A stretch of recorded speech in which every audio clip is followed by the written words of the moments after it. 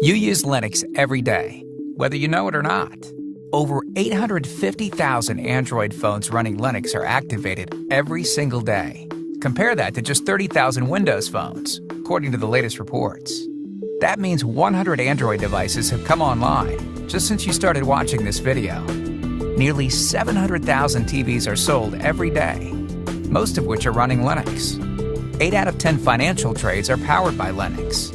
9 out of 10 of the world's supercomputers run Linux. Google, Twitter, Facebook, and Amazon are all powered by Linux.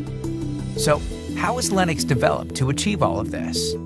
Unlike other operating systems, like Windows or iOS, Linux is built collaboratively across companies, geographies, and markets, resulting in the largest collaborative development project in the history of computing.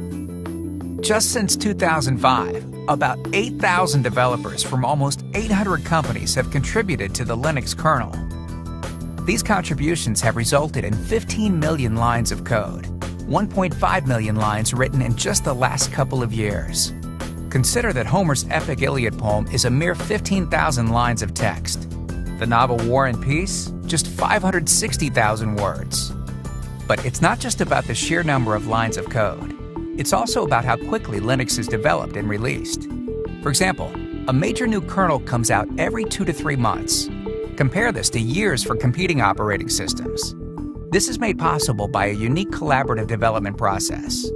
When submitting code to the Linux kernel, developers break changes into individual units called patches.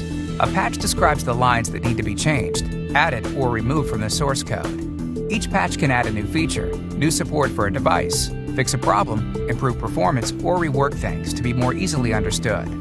Developers post their patches to the relevant mailing lists, where other developers can reply with feedback.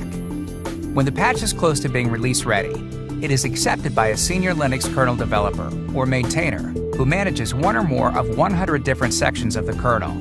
While this isn't a guarantee that it will go to the main line, it's certainly a good sign.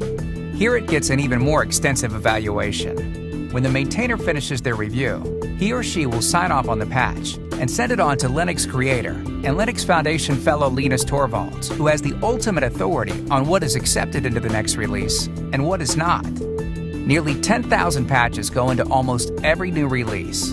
About 6 patches are applied to the kernel each hour. Linux's rate of development is simply unmatched. Today, Linux is dominating on mobile devices, in the enterprise and web infrastructure, data centers, supercomputing, and more. What's next? Because together, we're ready.